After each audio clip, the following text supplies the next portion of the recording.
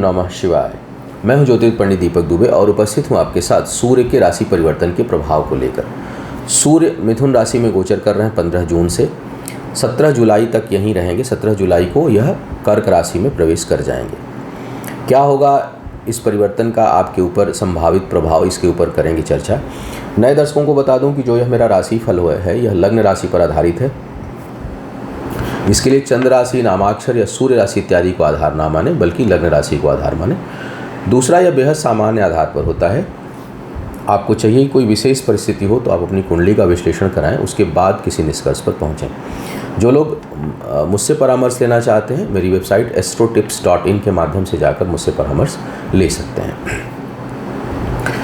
यह जो सूर्य का गोचर है या किसी भी ग्रह का गोचर की जब मैं बात करता हूँ, राशिफल बताता हूँ, तो ये तभी अधिक प्रभावी होगा जब उसी ग्रह की उस समय दशा, अंतरदशा, प्रत्यंतर दशा इत्यादि चल रही हो और कहीं से गवर्निंग कंडीशन में हो। साथ ही साथ अगर अंतर चल रहा है तो उस समय महादशा किसकी है या प्रत्यंतर दशा किसकी है, इन सभी चीज़ों से वह प्रभावित होता है। जन्म कुंडली में किस तरह की स्थिति में है, लग्नेश से क्या संबंध है, जिस राशि में गोचर कर रहे हैं उससे क्या संबंध है। तो इसीलिए प्रेडिक्शन का मामला थोड़ा सा कठिन है और बहुत से उसमें कंडीशंस जुड़े होते हैं। इसीलिए मैं हमेशा बोलता हूँ कि इसको सामान्य मानकर चला करें। राशिफल चूँकि आप लोग देखते हैं, लगातार रुचि लेते हैं, इसलिए राशिफल देना आवश्यक हो जाता है, लेकिन यह एक्चुअल में बहुत अधिक प्रभावी है नहीं। इस बात को मैं हमेशा बोलता हूँ। इसीलिए राशिफल से कई बार लोग बोलते हैं कि आप उपाय नहीं बताते, तो उपचार जो है वो स्पेसिफिक होता है। और सामान्य रूप से मंत्र जप करना, पूजा पाठ करना, ये सब कोई बुरा चीज़ है नहीं, तो इसमें बहुत ज़्यादा। लेकिन अगर स्पेसिफिक आप चाह रहे हैं कि पर्टिकुलर समस्या से संबंधित, तो वो जब तक आप कुंडली का विश्लेषण नहीं कराते, चाहे किसी से भी कराएं, तब तक वही निष्कर्ष पर नहीं पहुंच सकता कि इसका कारण, एग्जैक्ट कारण क्या है। कई बार सिम्टम देख करके चीज़ें बताई जा सकती हैं, लेकिन वो उतना एक्यूरेट नहीं होता। तो इसलिए मैं उपचार हमेशा नहीं बताता। फिर भी कहीं कोई बहुत वो ऐसी चीज़ दिखाई देती है तो उस पर चर्चा कर लेता हूँ। अब सीधे बात करते हैं, मुद्दे पर आते हैं। आपके लिए किस प्रकार का प्रभाव सूर्य जो है वो देंगे। मिथुन राशि में गोचर कर रहे हैं, शुष्क राशि है, सूर्य अग्नि तत्व हैं। थोड़ा सा यहाँ पर इनका प्रभाव जो है वो एग्रेशन को और ड्राइनेस को नेचर में जो है वो बढ़ा देता है, मतलब भावुकता को कम करेगा और प्रैक्टिकल अप्रोच दे देता है सोचने का। देखते हैं किस प्रकार का प्रभाव आपके लिए बन रहा है लग्न राशि के अनुसार। मेष वालों के लिए सूर्य जो है पंचम भाव के स्वामी हैं, तीसरे भाव में आ रहे हैं। निश्चय ही पराक्रम पुरुषार्थ में वृद्धि होगी, लिए हुए निर्णय बेहतर होंगे और करीबियों से लिए हुए निर्णय और बेहतर होंगे। यानी आप अपने जो करीबी लोग हैं, साथी, दोस्त, मित्र, भाई बंधु, जिनके ऊपर आप भरोसा करते हैं, उनके साथ मिलकर कोई सहयोग लेते हैं तो उससे आपको और बेहतर परिणाम मिलेंगे। भाग्य का साथ होगा, शिक्षा प्रतियोगिता में सफलता प्राप्त होगी और इस समय पुरुषार्थ पराक्रम काफ़ी बढ़ा रहेगा। न हार न मानने वाली प्रवृत्ति जो है, वैसे भी मेष लग्न तो हार ना मानने के लिए ही जानी जाती है, लेकिन यहाँ पर सूर्य उसमें और वृद्धि करेंगे। अब बात करते हैं वृषभ वालों की। वृषभ वालों के लिए सूर्य जो है वो सुख भाव के स्वामी है, चतुर्थ भाव के दूसरे भाव में आ रहे हैं। तो जमीन जायदाद से लाभ की स्थिति बनेगी। इस दौरान यदि कहीं आप लिए हैं, उसको बेचते हैं या प्रॉपर्टी से रिलेटेड आपका कोई काम है, तो उसमें आपको लाभ प्राप्त होगा। लेकिन सेविंग के लिए अच्छा नहीं है। बचत कोई बहुत अच्छी हो, इसकी संभावना नहीं है, तो बचत प्रभावित होगी। स्वास्थ्य पर भी थोड़ा बहुत प्रतिकूल प्रभाव इस दौरान पड़ सकता है। वाणी तेज रहेगी, डिसीजन तुरंत लेंगे, क्विक डिसीजन लेने की क्षमता इस समय रहेगी और प्रॉम्प्टनेस रहेगा आपके जवाब देने में भी। तो कहीं इस दौरान कोई प्रतियोगिता है, कहीं बोलना है, कहीं कोई भाषण देना है, लेक्चर देना है, कहीं कोई प्रेजेंटेशन देना है, उस दृष्टिकोण से यह समय काफ़ी अनुकूलता लिया हुआ रहेगा आपके लिए। मिथुन वालों के लिए देखा जाए तो पराक्रमेश है, तीसरे भाव के स्वामी हैं, लग्न में आ रहे हैं और तेज बढ़ाएंगे। प्रैक्टिकल अप्रोच जैसा मैंने कहा सोच में होगा, भावुकता में कमी आएगी और सोच समझकर निर्णय लेने की शक्ति में वृद्धि होगी। पुरुषार्थ पराक्रम खूब बढ़ा चढ़ा रहेगा, ख्याति बढ़ेगी, तेज बढ़ेगा, प्रेजेंटेशन पावर बहुत अच्छी होगी इस दौरान।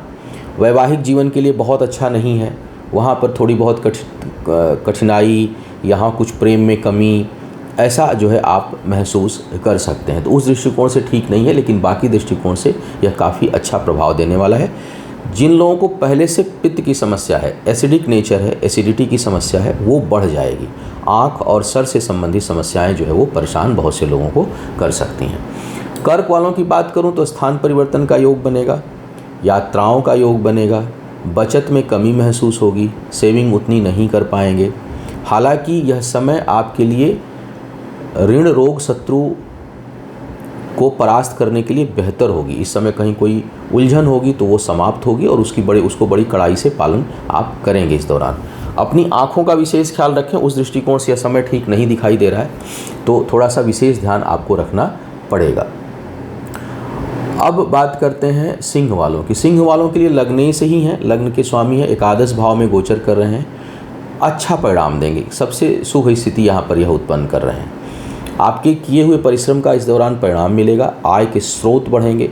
संतान प्राप्ति के जो लोग इच्छुक हैं उनके लिए बहुत अच्छी स्थिति इस समय उत्पन्न हो रही है, क्योंकि गुरु की भी दृष्टि जा रही है और सूर्य की भी दृष्टि जा रही है पंचम भाव पर।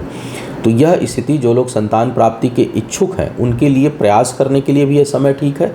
जिनको संतान इस समय होती है इस दौरान, उनके लिए भी यह समय ठीक दिखाई दे रहा है। हालांकि संतान अपना भाग्य लेके पैदा होगी, उसका अपना ग्रह गोचर किस समय जन्म ले रही उसका भी महत्व है, लेकिन फिर भी समय शुभता लिया हुआ दिखाई दे रहा है।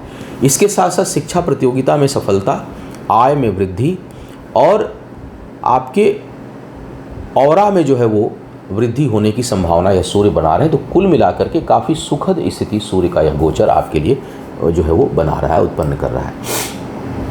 कन्या वालों की बात करूं तो द्वादश भाव के स्वामी हैं, दसम भाव में आ रहे हैं, स्थान परिवर्तन का योग बनेगा, यात्राओं से लाभ का योग बनेगा। पारिवारिक जीवन में थोड़ी बहुत कठिनाई होगी, लेकिन घर परिवार से दूर जाने की स्थिति भी यह उत्पन्न करेंगे।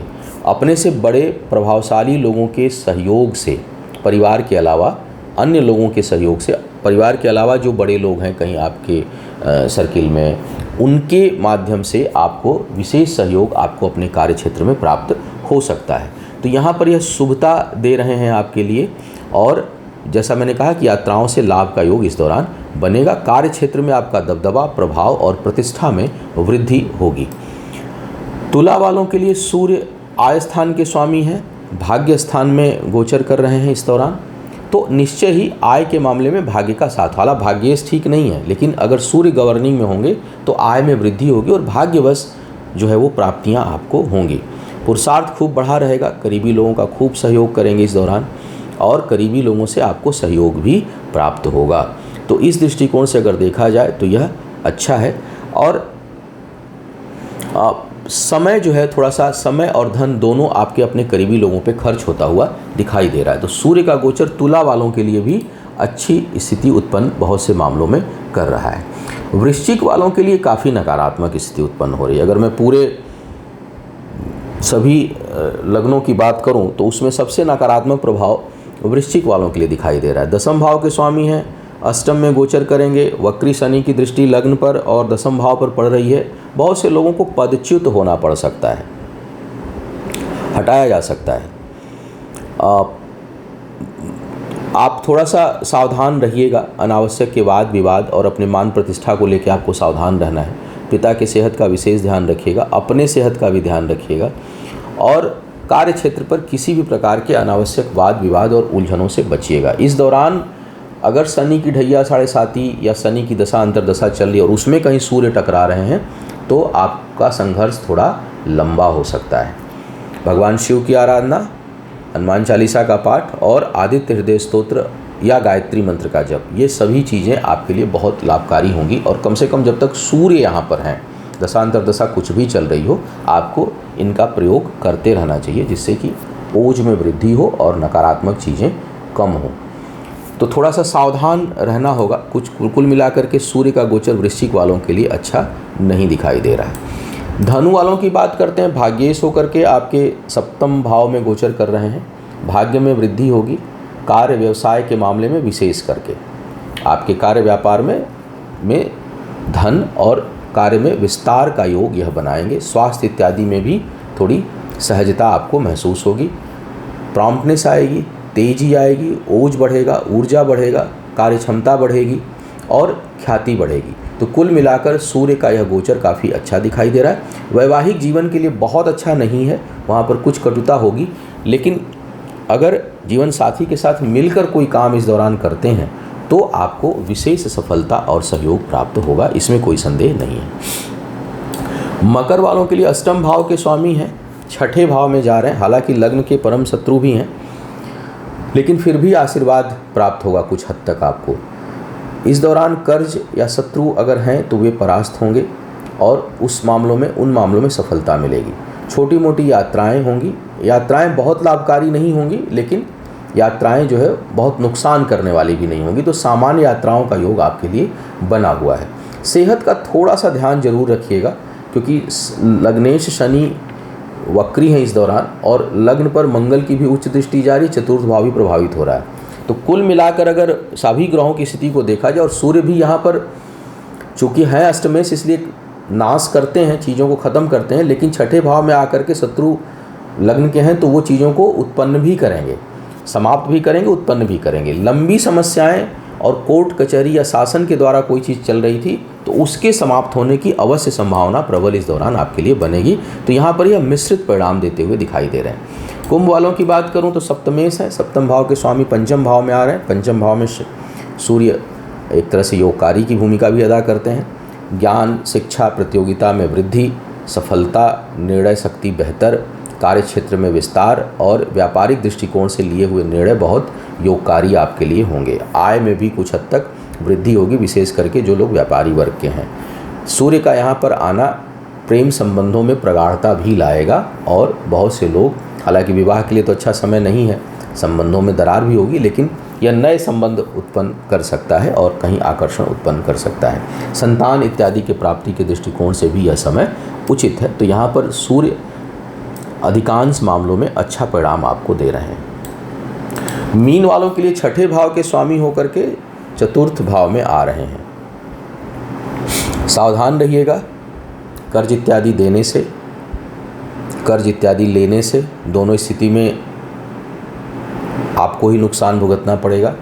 पारिवारिक दायित्वों की पूर्ति करने में आपको कर्ज लेने की संभावना बन रही है, इसलिए थोड़ा अगर चलने लायक हो, कई बार ऐसी परिस्थिति होती है कि हम उसको रोक ही नहीं सकते, तब तो अलग बात है, लेकिन अगर चलने लायक हो तो उससे बचिएगा। और कई बार लोगों की प्रवृत्ति होती है कि कर्ज को ही अल्टरनेट मानते हैं किसी भी समस्या का। मेरे पास कई बार ऐसी कुंडलियाँ भी आती हैं कि जब पूछता हूँ तो पता चलता है कि वो एक कर्ज को चुकाने के लिए दूसरा, दूसरे के लिए तीसरा, अल्टरनेट नहीं सोचते कि कर्ज का विकल्प अगर बंद कर दें तो क्या हम कर सकते हैं, अगर उस पर जोर दें तो अच्छा रहेगा। तो आपको भी यही सलाह है कि लोन के विकल्प को बंद करके और विकल्प आप तलाशिएगा, वो ज़्यादा अच्छा होगा। ज़मीन जायदाद में निवेश इस समय कोई बहुत बढ़िया विकल्प नहीं है। छोटी मोटी यात्राएं, घर परिवार से दूर जाने की संभावना आपके लिए बन रही है।